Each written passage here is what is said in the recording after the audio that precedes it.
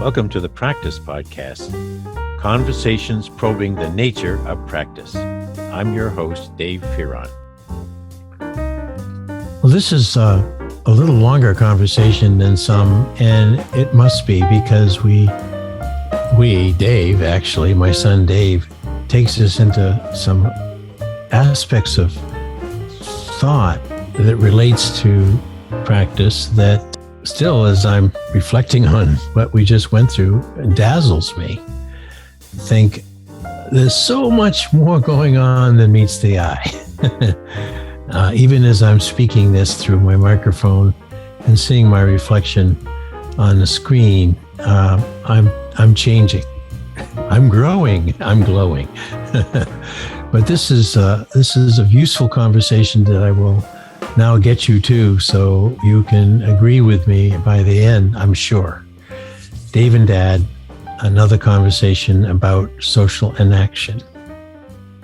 Well, almost from the beginning of this now 171 episode podcast series on practice as a way of being, we've woven into all the episodes and then featured in some of the episodes a conversation that my son Dave and I have about the enacted aspect of practice that we can see when we're looking closely at conversation itself between two or sometimes more people.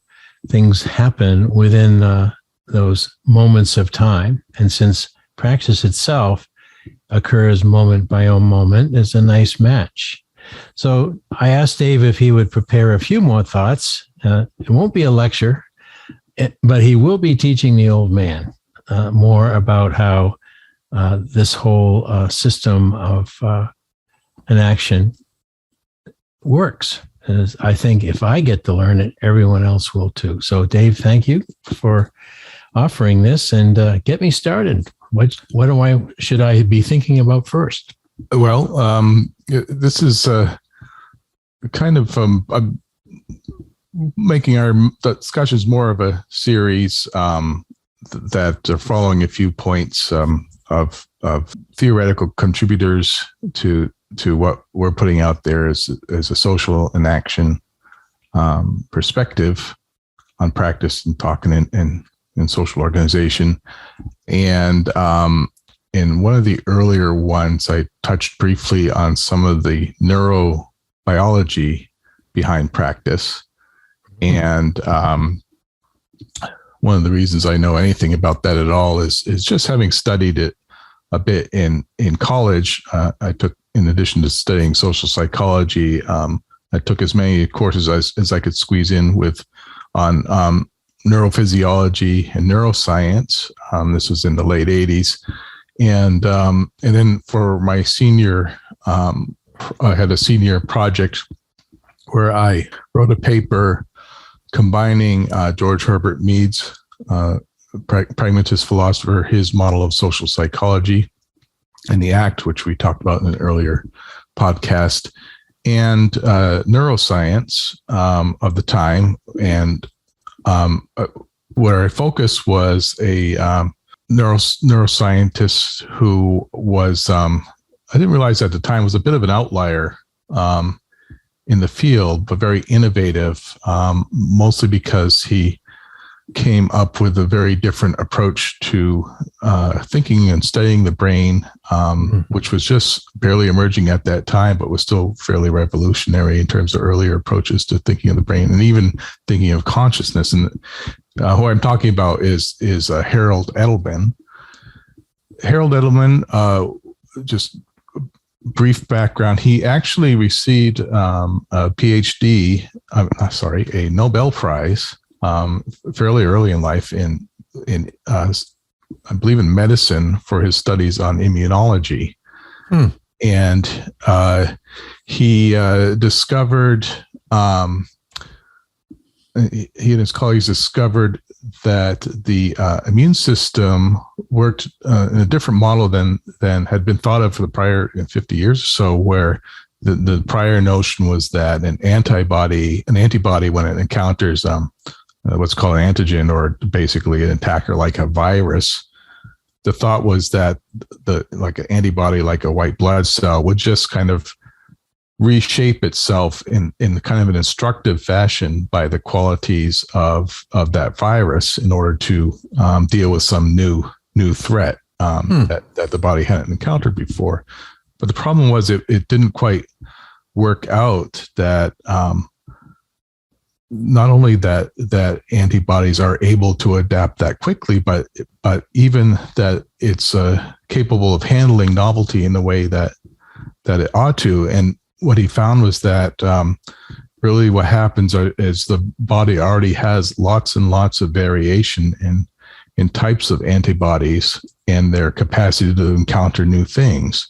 And so when a new virus comes in, lots of different types of antibodies bump up against it and attack it. But the ones that actually succeed are the ones that not only are amplified in their action, but kind of signal back to the other antibodies, telling them to either go away or dissolve or do other things. So it's almost That's a community. incredible. Yeah, it's almost a community approach to the immune system, which has since been established as the way it works.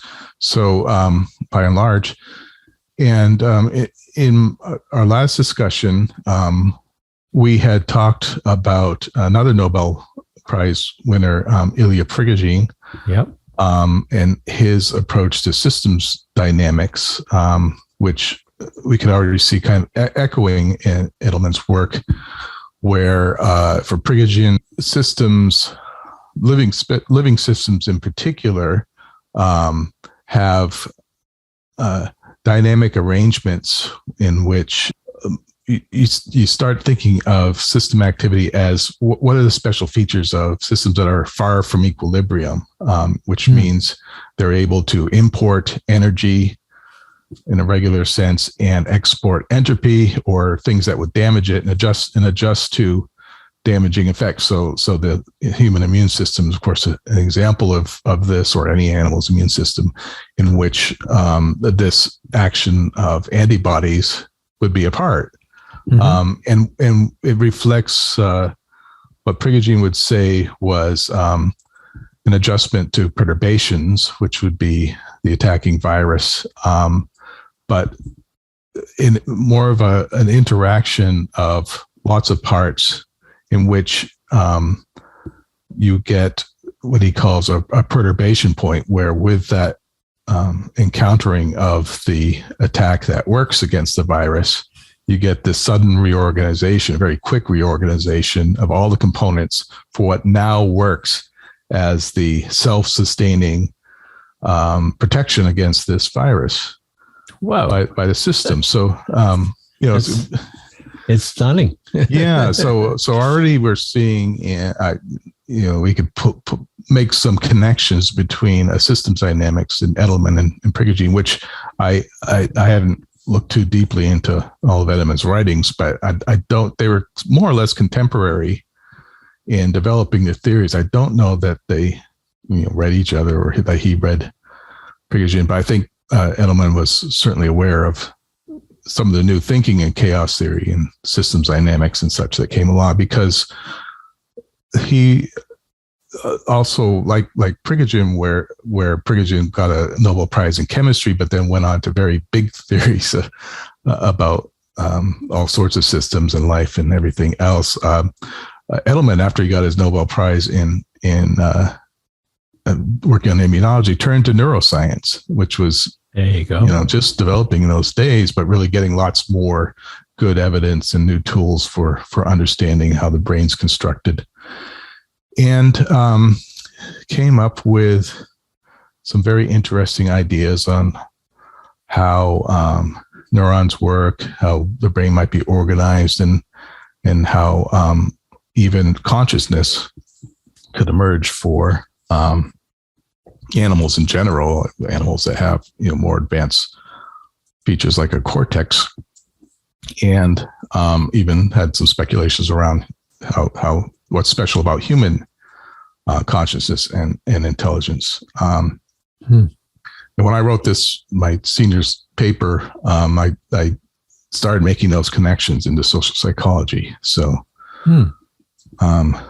So I could try to outline a bit of that now, because it does tie into what eventually led to what I was talking about for social inaction. I think we can make some interesting connections where we've been talking about talk and social interaction kind of as its own domain, properly thought of as what people do together. Yeah. People interact with each other, not knowing anything about each other's brains.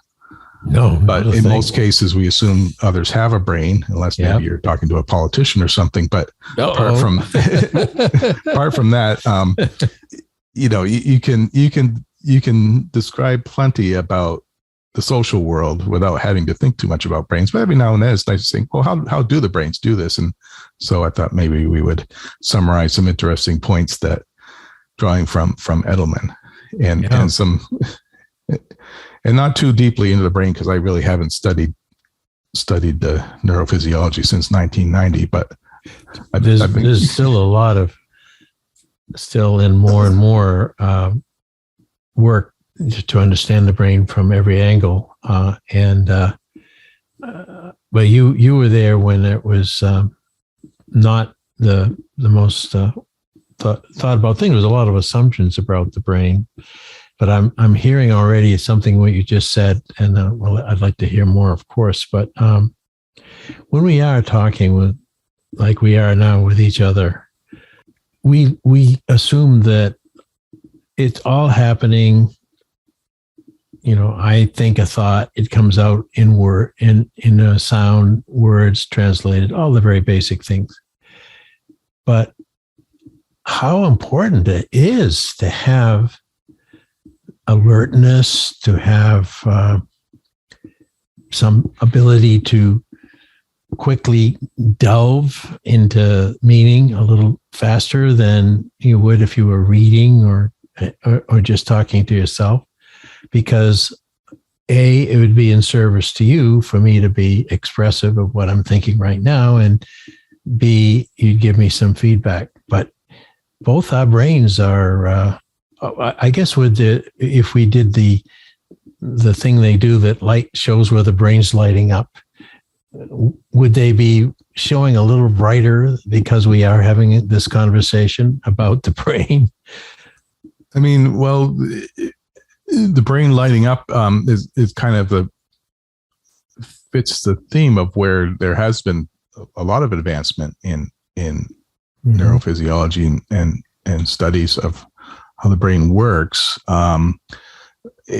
So a broader contextual point is what is that? What is the energy that's put into it, and what parts of the brain are doing what thing in another, and also there's a lot of new, to an extent, one could go into a long lecture onto what are the different parts of the brain and how do they relate, but really getting down to the dynamics is something that a lot of even neuroscientists don't really understand quite as much, and what are the implications of the way the brain is arranged, and I'd like to tie it to some of the ideas we talked about with Brigogine and what are the characteristics of any living system. But what's special about the brain and neurons is that they evolutionarily they solve some problems that you could compare to, like with a virus. Like a virus tries to reproduce just by making lots of viruses and smacking into animals, and whether they get killed off or not, if enough reproduce, then the virus continues. But we're talking, and cells operate that way in some cases. But once neurons evolved, then you had something that could adjust much faster. Yeah, that's what I'm getting at. Yeah, and so successfully that bodies start giving it a lot of energy, especially humans and Homo sapiens. There's almost majority of our energy is consumed by the brain to some degree, keeping it churning along, which again is that notion of keeping things far from equilibrium. And when something is far from equilibrium, it has that nimble nature to be able to quickly reorganize. So like the neurons are made up of dendrites and axons and connection.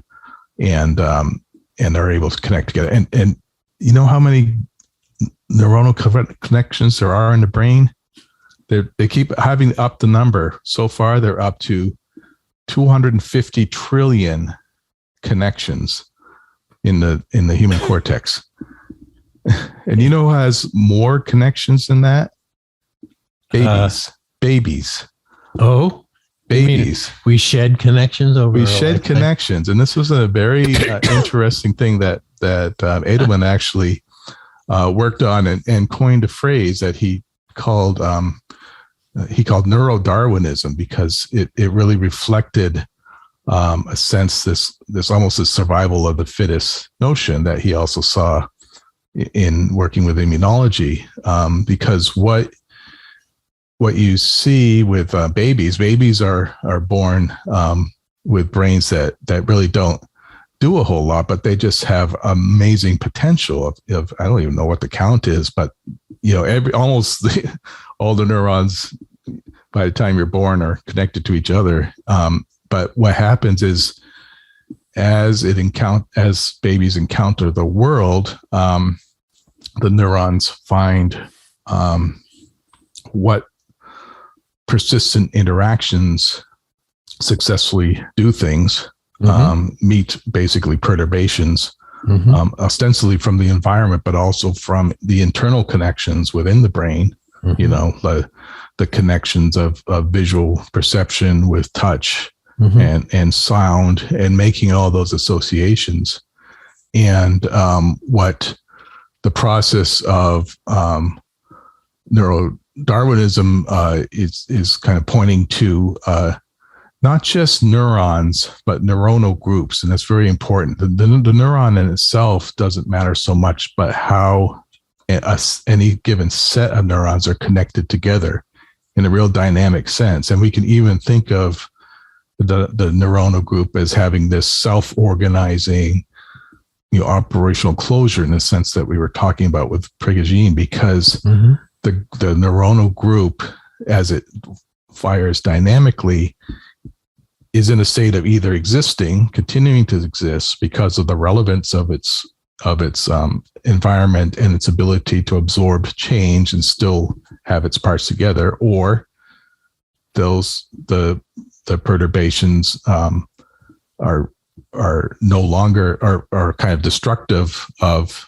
that particular set of connections, and those connections, some of them die back, and others are strengthened by kind of a signal feedback by interactions that work better. So you get this combination of certain neuronal groups growing and others kind of winnowing back. And meanwhile, the neurons themselves stay alive for the most part. They just start shooting their little tendrils in different ways, finding new places to be. Does a neuron group have an identifiable purpose in my golfing neuron group? Well, I mean, they do each kind of self-defined purpose to an extent. Now, most of it isn't going to be if you found any one neural group, they would be in a way meaningless. They don't really, you don't know why they're a group, but somehow they don't know either, but they are a group.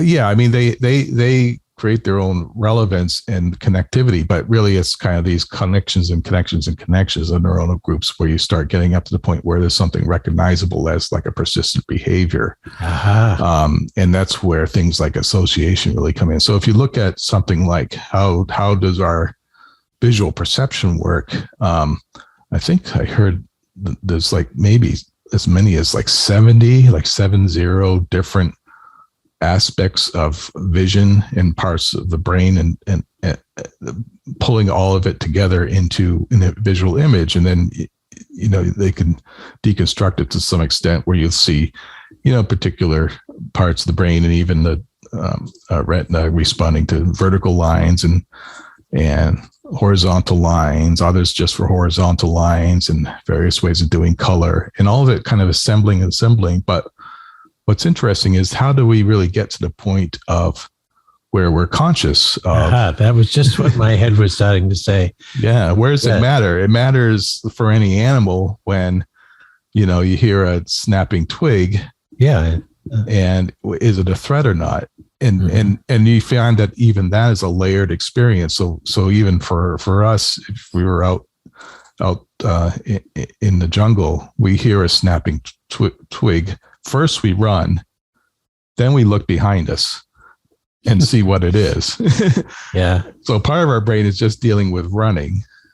And to an extent we can say, well, maybe that's not quite as conscious as till we actually look and then see what it is. And so that sense of starting with the priorities,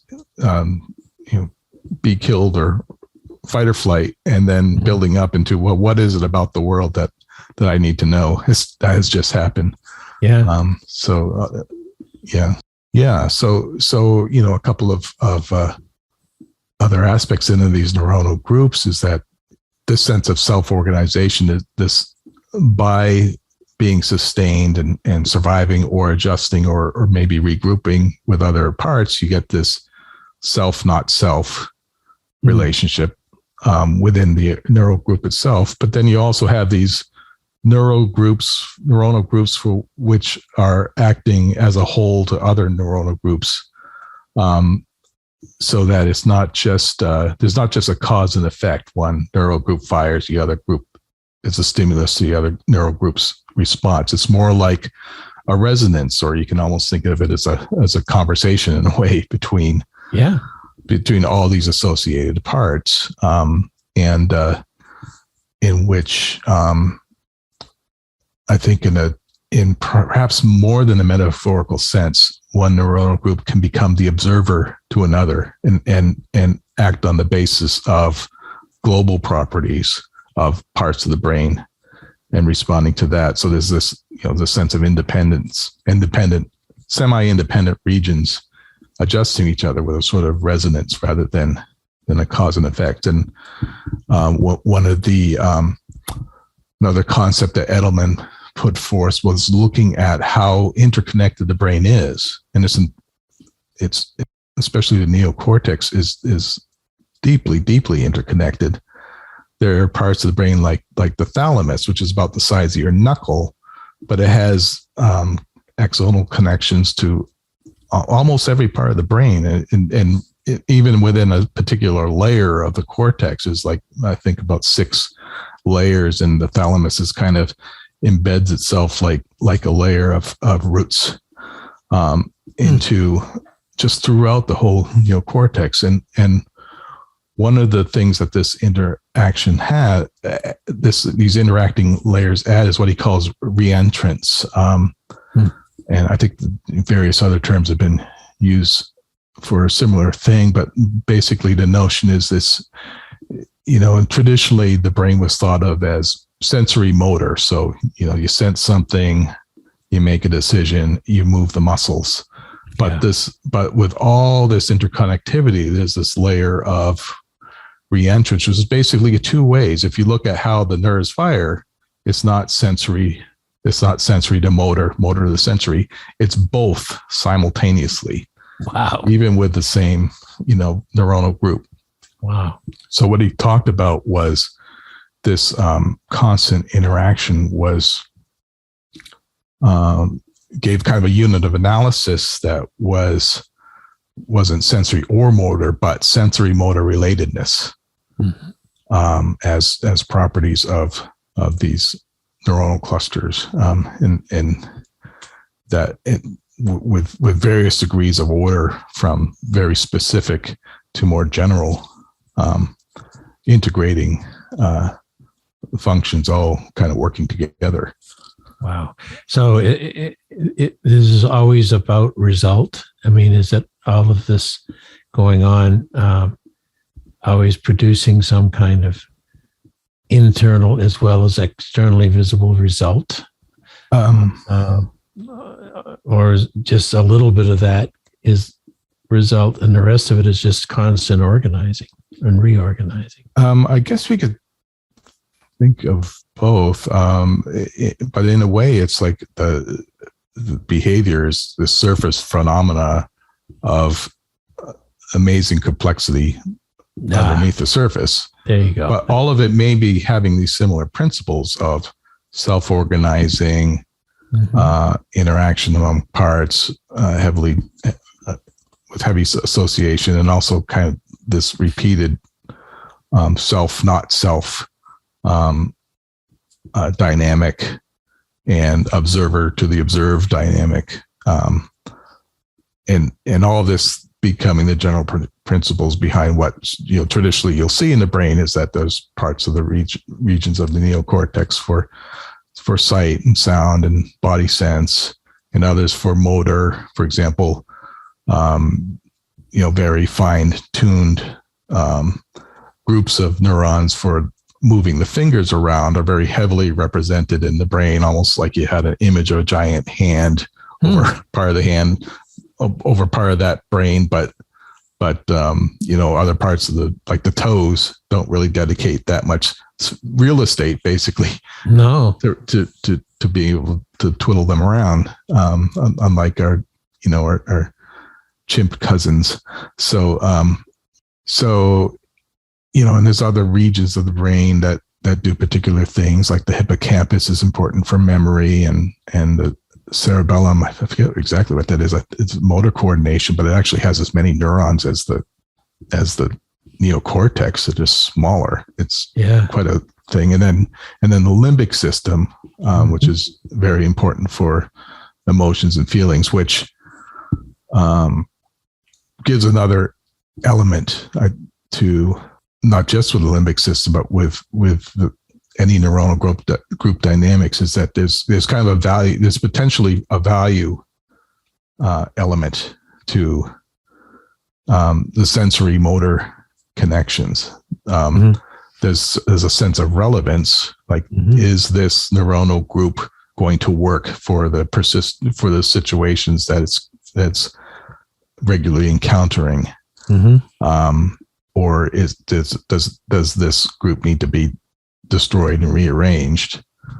And the more persistence, the more of that feedback, the more you get much more permanent structures that might last most of your life. But in other cases, you'll have ones that can rearrange themselves. So something like, being able to deal with letters on a page requires some real persistence around being able to distinguish the letters.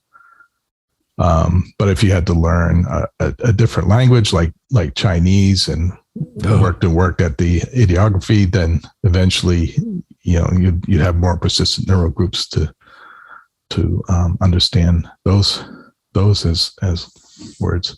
So that's that is a lot so far. Yeah, that's a lot so far.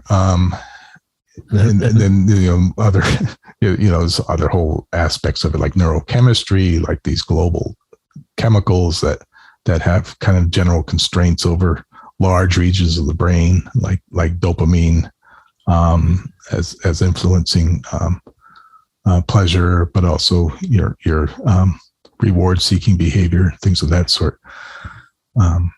I'll pause there, because where we're going to go next is what's the nature of consciousness. Yep. And let me toss out.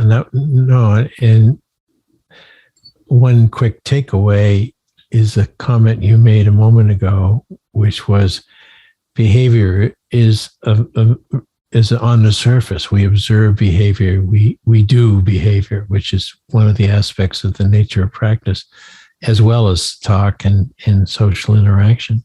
But going on under the hood, hate to take something this elegant and attribute it to an automobile engine, but it's helpful for us who are trying to understand successful practice as well as effective communication to realize there's a whole hell of a lot more that our brain in its nervous system is accomplishing moment by moment. And the so what of that is healthy brain, I guess, for one thing. Yeah. I mean, we always are, we kind of pay attention to other people's moods or how they may be that day, but it's hard to remember that literally what you ate for breakfast is going to give you certain outcomes for the day than That's right. than otherwise. And how much hydration I remember seeing.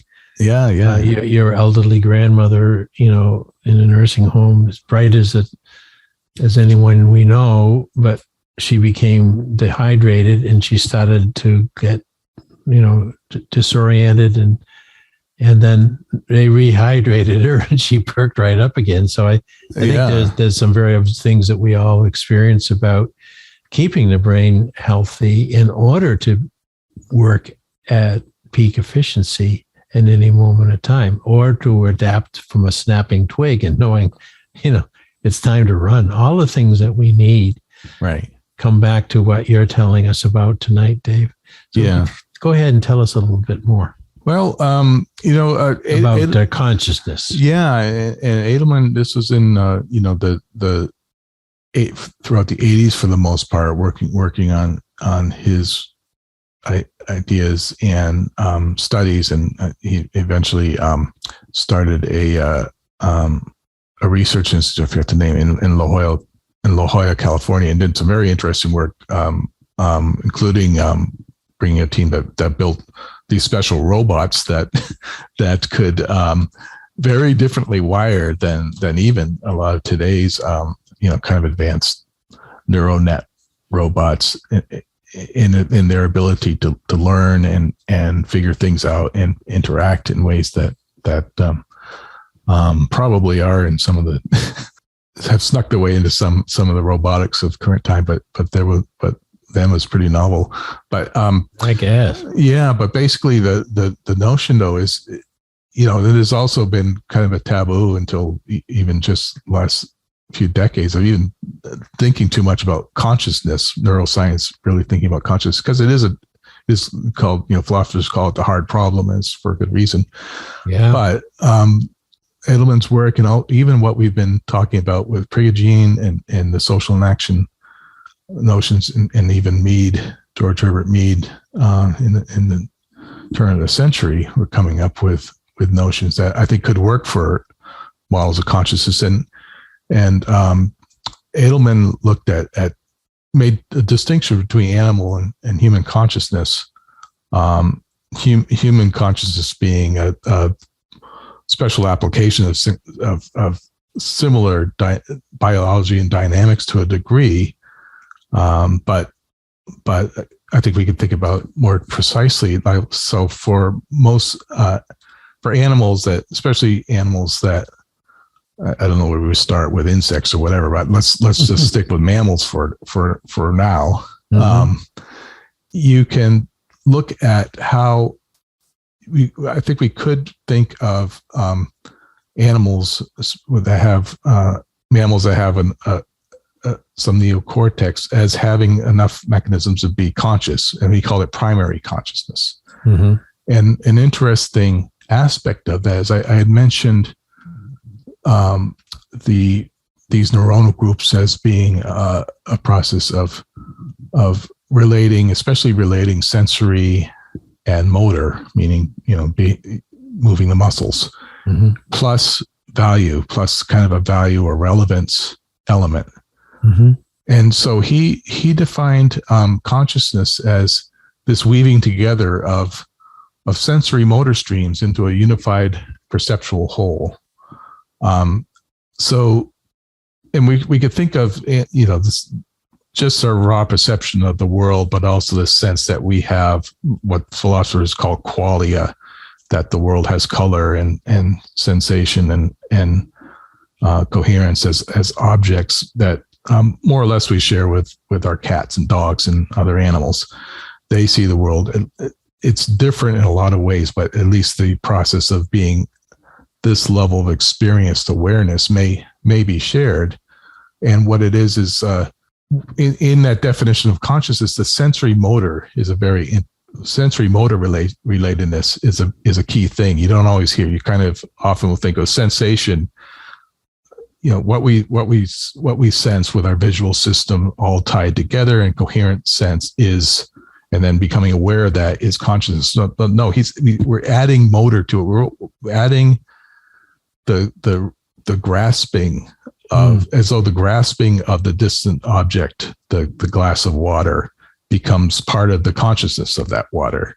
The action towards it becomes, and not just the motion towards it, but the relevance to what one's doing at the moment becomes part of what would be tied together as the experience or consciousness of the action towards that glass of water.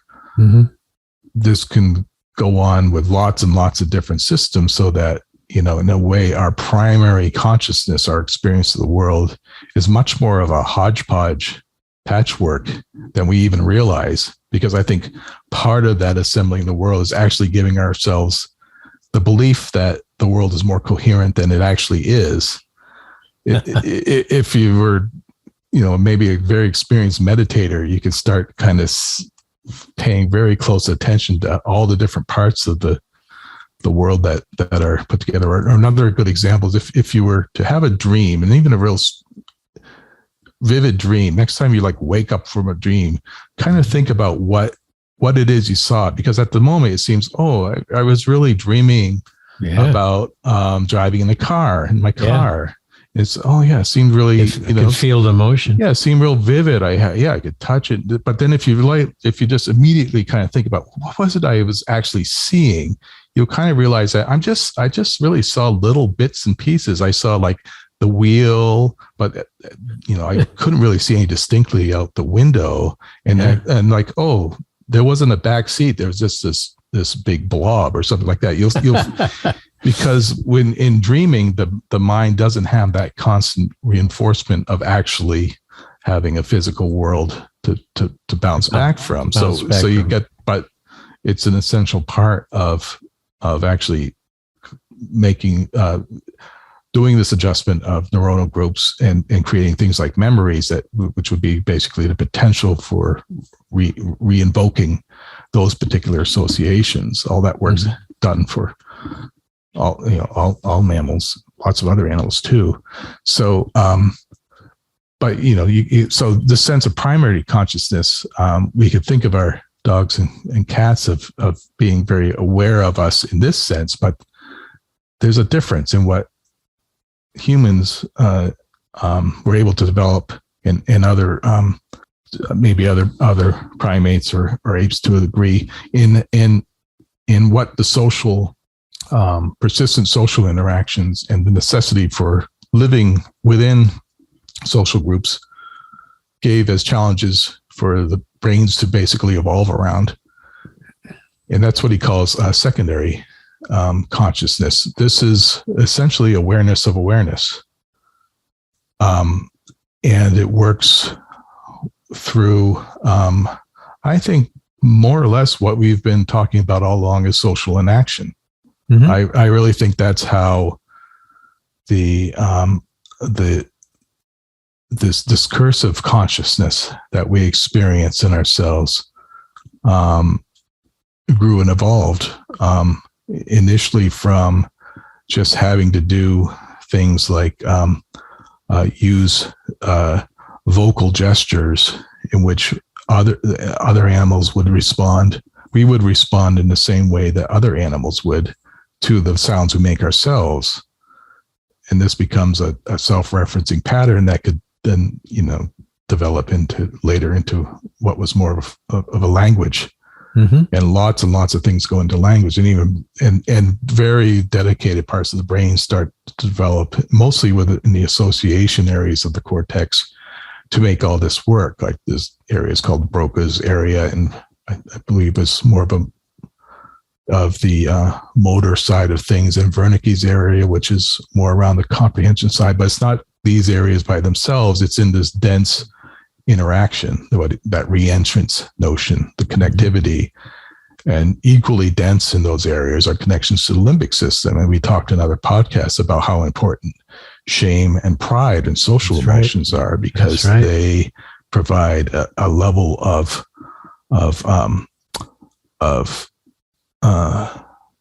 constraint, and that's purely social. That's really about keeping the social going and working, keeping the relatedness going.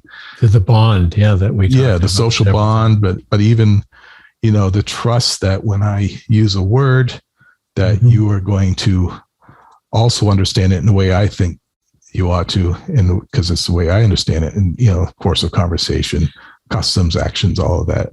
Yeah. All underneath of that are some very distinctly evolved and highly parts of the brain that require lots of energy, lots of resources.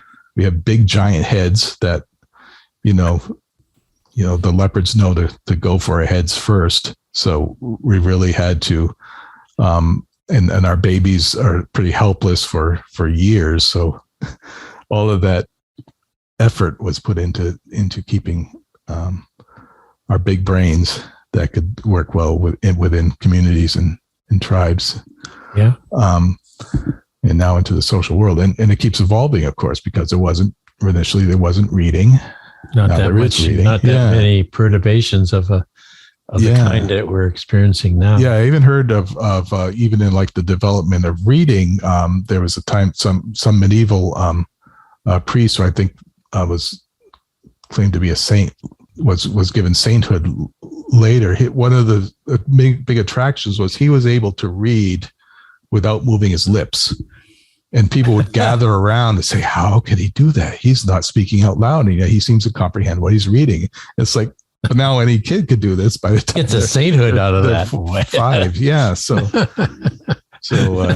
yeah.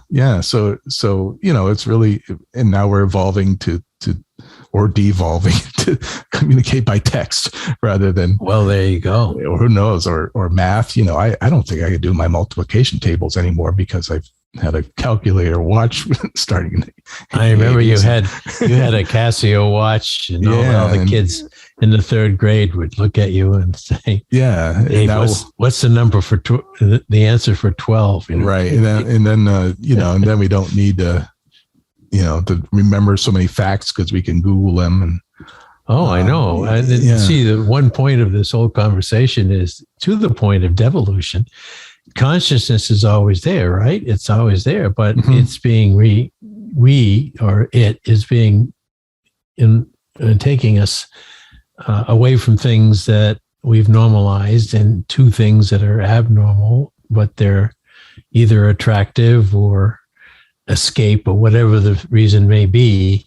For example, the attraction of reading. And there's plenty of chat out there in the social literature about how, people won't read more than a page or two. And of course, since I've just finished on Practice is a Way of Being with quite a few pages, that's discouraging on the one hand. On the other hand, as a quick plug on this, the way it works out as a digital book, the conjectures on practice that Peter had and I amplified are each contained as a block. So you can click on 31 and there's a page or two. So at least it's going to the point of the trend, which is, just give me something I can read in 2 or 3 pages. Indexing the relevant points. and ignoring the fact there are another couple of 100 pages there. And there might be a progress in thought, God forbid. But yeah, I mean, so we looked under the hood a bit. I think we could take it back to what Peter Vail was talking about with practice to some degree. So we can think of practice. The idea of practice.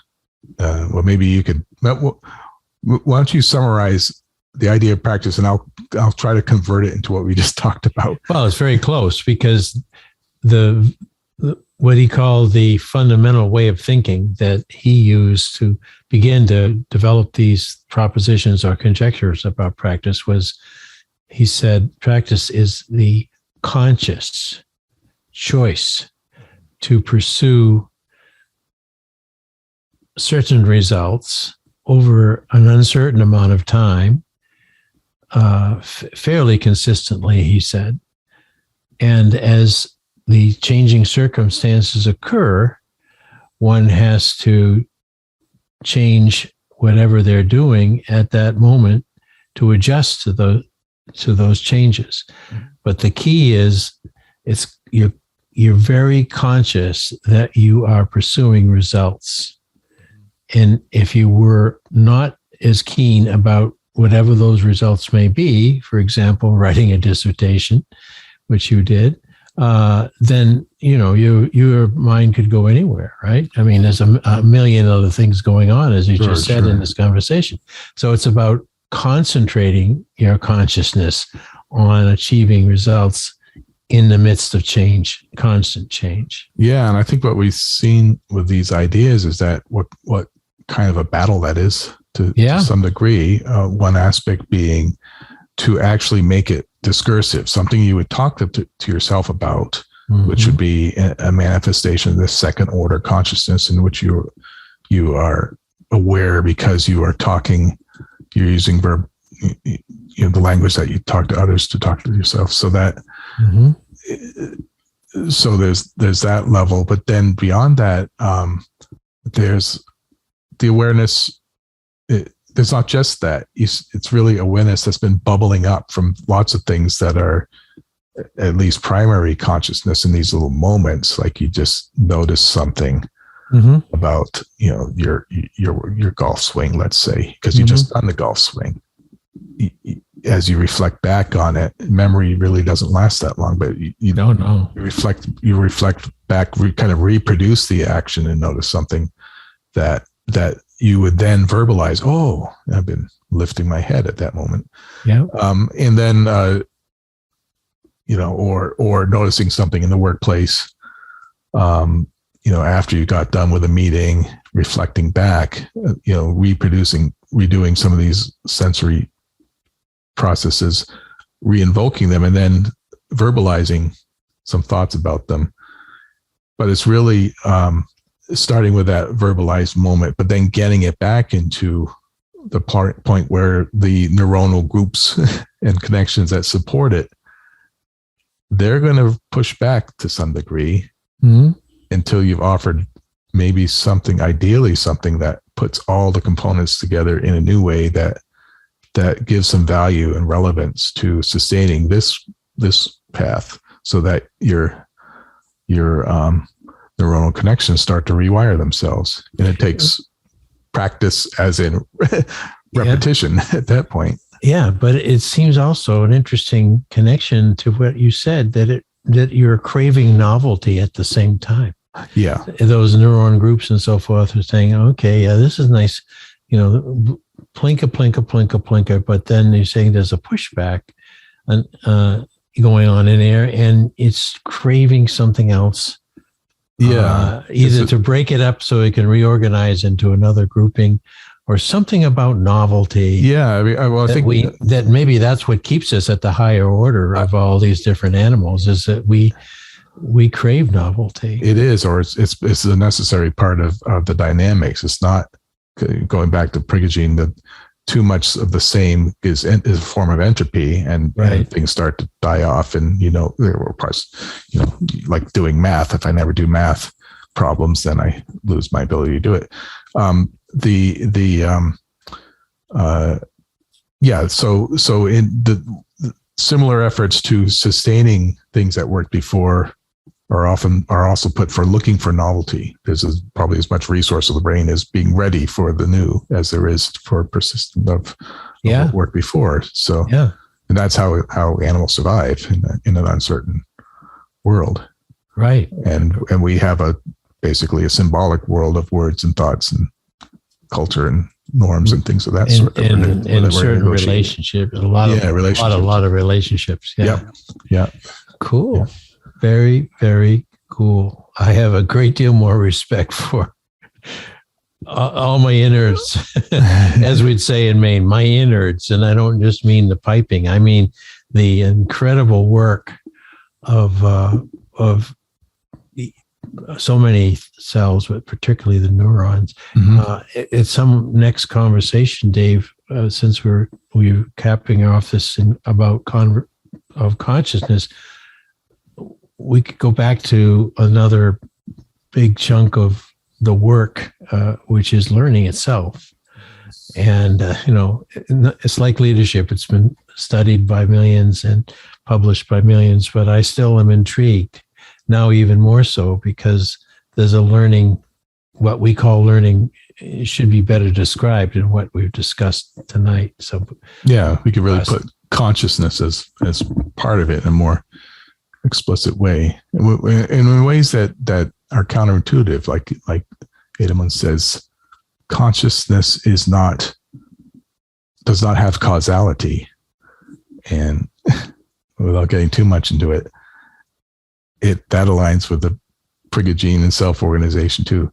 It's not instructive. It's like something that bobs up to the surface, but it's really these self-organizing, and so what you're conscious of, especially if we're verbally conscious of it, we contribute something new for the rest of our brain to deal with, but we're not instructing the brain per se.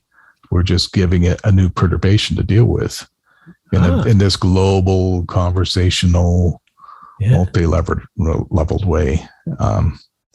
So there's always idea that when we're learning, we're making ourselves learn something new. We're working ourselves to learn something new.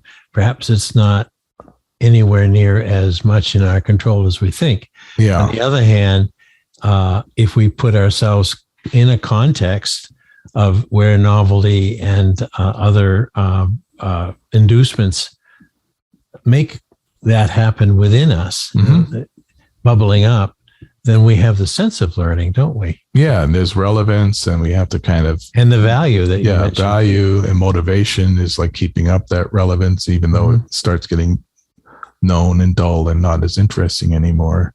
We have to kind of force ourselves or trick ourselves or assume that maybe we do actually know it and we can move on to something else. Oh man. Well, this has been terrific as usual. And we're going to do more of this very soon, but this one will be out by early next week. And then we'll continue to work from there. But folks, what we've been doing with Dave and me from the very beginning is related to a possible coincidence that when I was choosing a name for our domain name for our website, we owned two. One was called Inside Knowledge, and the other was called Enaction Research. And I chose Enaction Research, even though I knew the book was going to be based a lot on learning.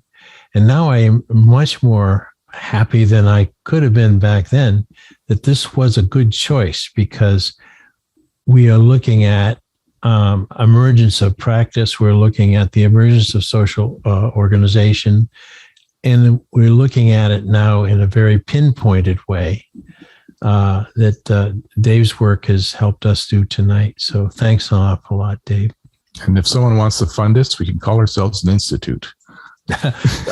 I'm ready. I have a very empty checkbook. I'd love, but clearly, I would guess, in summary, that most of the institutes that exist obviously started with one or two people who were trying to gel some ideas and trying to move their understanding of something, in this case, social properties, in a new way. And you used the word at the beginning of Edelman being an outlier.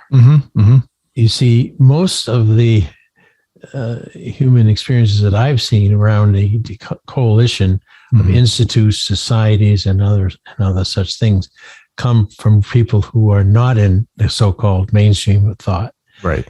And maybe even get pushed out, or they don't not allowed initially to come in.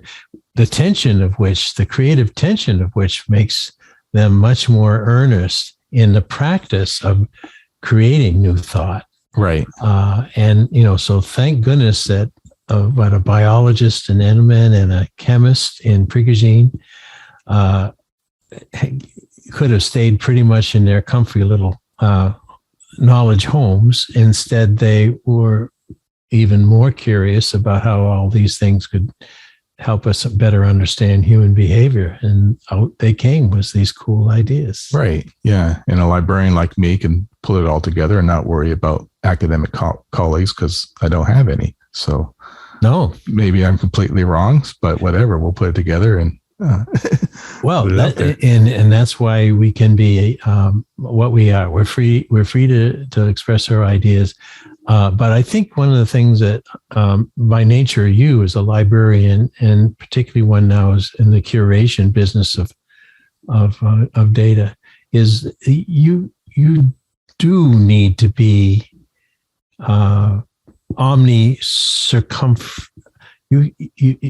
I'm not omniscient. I need to know a little bit about everything. Yeah, exactly. Or where to find it. Right. Yeah. and thank God for that role. I mean, that's a practice in itself that we're terrifically reliant on.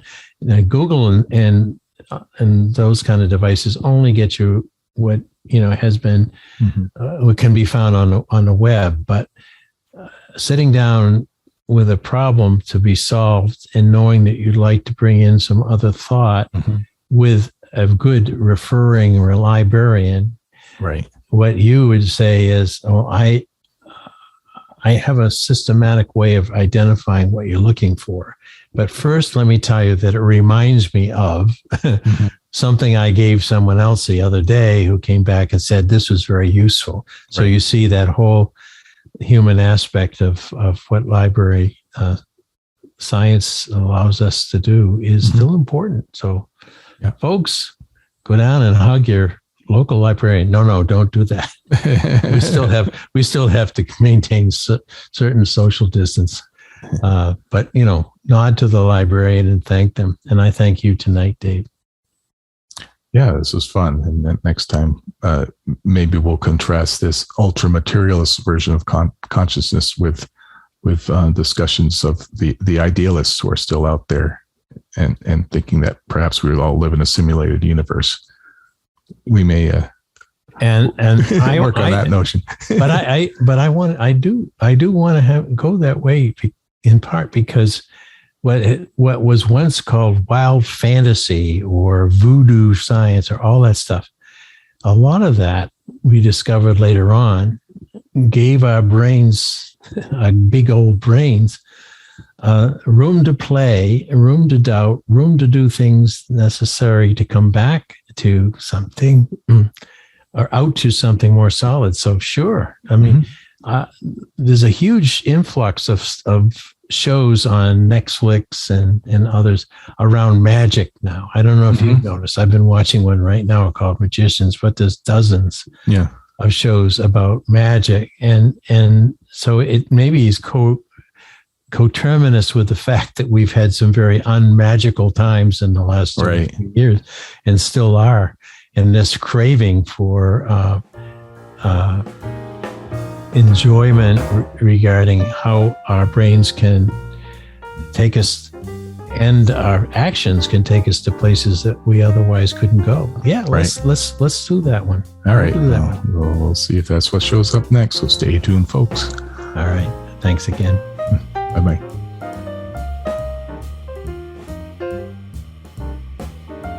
Thanks for listening to the Practice Podcast, where we discuss practice with a capital P. If you'd like to hear more, listen in on Spotify, Podomatic, and Apple Podcasts, or go to enactionresearch.com/podcast-page. And if you'd like to learn more about social enaction and the nature of practice, head over to enactionresearch.com for more information. Thank you for supporting this show. We look forward to hearing from you soon. Oh, and one more thing. How could I forget? The book on practice as a way of being is available now in digital form, something that would be new, like podcasting to many of us. And it's a great way of learning more and more about what this podcast presented when Peter Vale and I originated it several years ago. So please come to mylibrary.world/practice, and you'll see what I mean. Thank you.